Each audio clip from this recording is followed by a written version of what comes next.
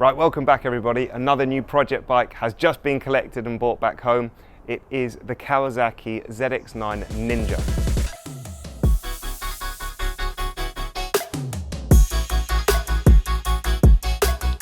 And just look at it, absolutely stunning.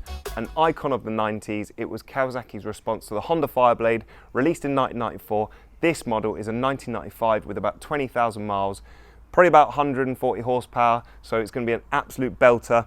Can't wait to do some more content on this. We're going to be stripping it down today, giving it a good pressure wash and a clean up, and then in further videos we're going to be doing the carburetors, we're going to be doing the suspension because that needs doing, and we're going to be tidying the whole bike up and going over the whole thing to make sure it's roadworthy and we can get out and do some rides on it.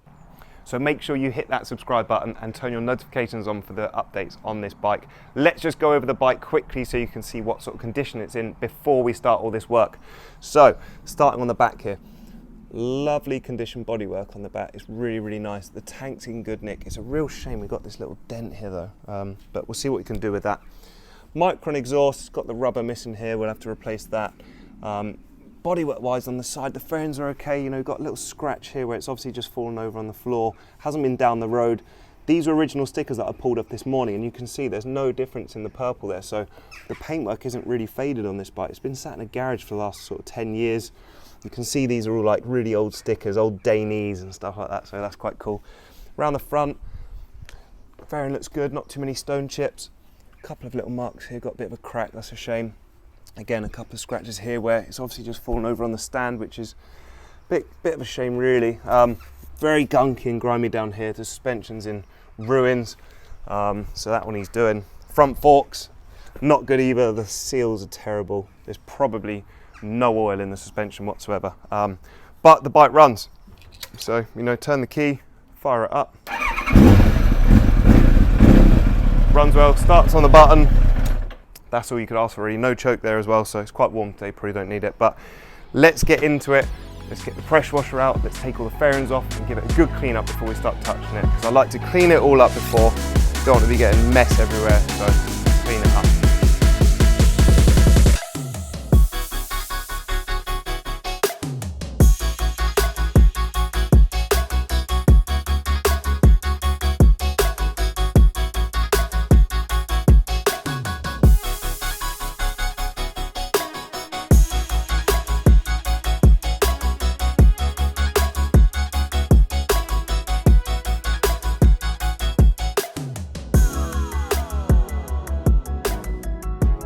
Alright, now all the bits are off, let's see what we can find underneath this bike.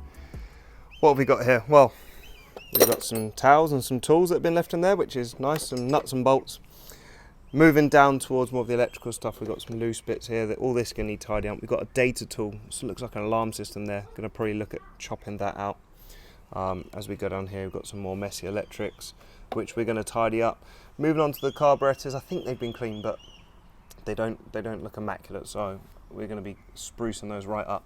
And along here I've noticed that the throttle only opens halfway because someone's done some bodge repair here of snapping that off and not having this where it should be on there and all sorts. So carbs are going to get a full strip down. Engine looks right. The spark plug's been replaced already, literally just before I bought it, so I'm not going to do that. Engine, what I noticed was actually really interesting because if you look here, you've got the head of the engine right up at the top of the bike.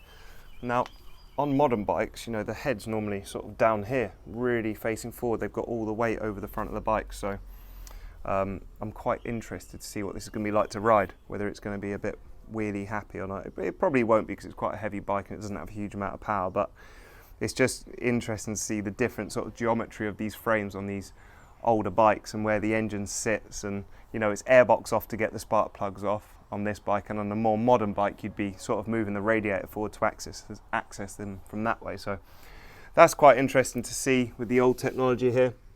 It still looks a bit oily. We're going to clean that up. There's probably a seal gone here which will change. Around the front, the forks don't look too bad. On the top, again down below they're not so great, but around here we've got a bit of rust. We'll probably get this sprayed, tidy that up. We've got a bit of corrosion here, but we're just going to tidy it all up. Like I said, not a full restoration now. We're going to clean up what we can, just with some sort of cleaning tools and maybe a bit of Alu Bright on the engine, try and clean it up a little bit. But We've got loads of bits in here that need doing, you know, like the fuel filter, that's obviously not been done in a long time. That looks terrible. But overall, not too bad. Looks like just a bit of dust and grime, and we should be able to get it off. So just before I started cleaning, I thought, you know what, I'm going to take the carbs off. So I did that. I whipped them off quickly. Literally really simple on this bike, just a few connections, a couple of coolant connections and throttle connections, stuff like that. Really straightforward. But I thought I'd cover these up because last thing you want to be doing is getting water into your cylinders or into your crankcase or into the cylinder head. So I'll just cut up a bit of rubber gloves here that I use, work gloves, and then just zip tied it over, and also fixed onto there and there with zip ties, just so you can't get any water in. So if you're going to be doing this, just protect it. I'll put some tissue in, but it's always better to just add the extra security because you don't want water in there.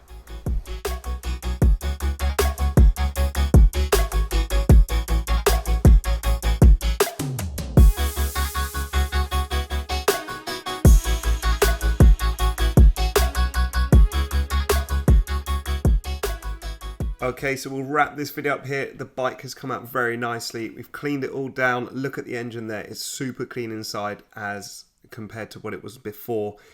Even at the back of the bike here, loads of dirt and grime gone, so very happy there. I'm going to start putting the bike back together now, put a new rear shock on it because that's had it. And we've got loads more content on this bike coming up, so please stay tuned. Thank you very much for watching. And if you like the video, please give it a thumbs up. And if you wouldn't mind subscribing so you get notifications for upcoming videos, that'd be fantastic. We shall see you on the next one. Bye-bye.